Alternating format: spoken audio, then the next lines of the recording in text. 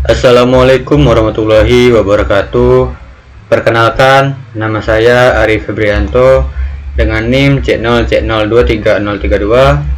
Di sini saya akan mempresentasikan PPT dari mata kuliah Akuntansi Perpajakan dengan judul Konsep Dasar Akuntansi Pajak. Baiklah, langsung saja. Pengertian akuntansi pajak merupakan sebuah kegiatan yang mencatat kondisi keuangan badan usaha dengan tujuan untuk mengetahui besaran pajak yang harus dibayarkan oleh wajib pajak. Cabang akuntansi ini sebenarnya memiliki cara kerja yang mirip dengan jenis lainnya. Kemudian prinsip utama dalam akuntansi pajak. Prinsip-prinsip utama akuntansi perpajakan mencakup beberapa aspek penting yang harus dipahami dan diterapkan oleh setiap perusahaan, yakni prinsip keterbukaan dan transparansi, prinsip kepatuhan, prinsip konsistensi, prinsip materialitas, dan juga prinsip historis. Adapun klasifikasi akuntansi perpajakan. Akuntansi perpajakan merupakan bidang ilmu yang cukup kompleks sehingga terdapat pengelompokan pencatatan berdasarkan tujuan pajak dan cara pencatatannya. Terdapat 4 klasifikasinya, yaitu yang pertama, akuntansi pajak penghasilan. Pajak penghasilan atau biasa yang kita kenal dengan PPh merupakan pajak yang dikenakan pada penghasilan yang diterima oleh individu atau badan usaha. Yang kedua, akuntansi pajak pertambahan nilai. Pajak pertambahan nilai atau biasa dikenal dengan PPN dikenakan atas penjualan barang dan jasa, di mana penjual menambahkan PPN pada harga jual. Yang ketiga, akuntansi pajak properti. Pajak atas properti adalah pajak yang dikenakan atas kepemilikan tanah dan bangunan.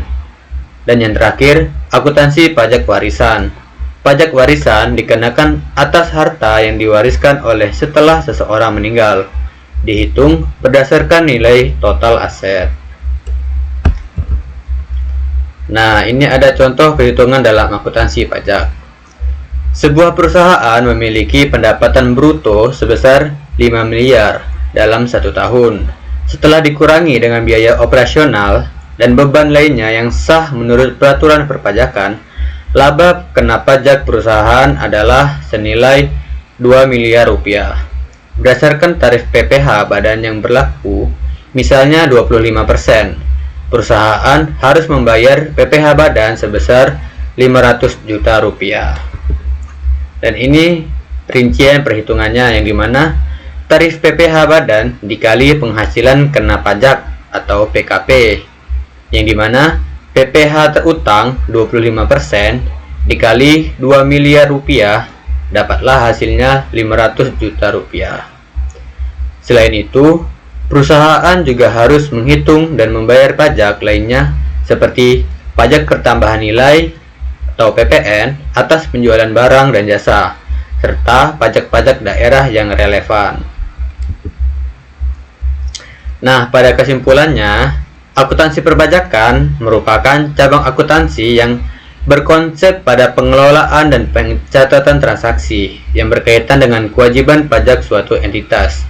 Dalam akuntansi perpajakan, setiap transaksi yang berpotensi mengaruhi kewajiban pajak harus dicatat dengan cermat. Oleh karena itu, penting untuk memahami prinsip-prinsip seperti pengakuan, pengukuran, dan pelaporan pajak berdasarkan peraturan perpajakan yang berlaku. Mungkin itu saja yang dapat saya sampaikan. Apabila ada dari teman-teman yang ingin bertanya, disilahkan untuk di sesi berikutnya. Saya akhiri. Wassalamualaikum warahmatullahi wabarakatuh.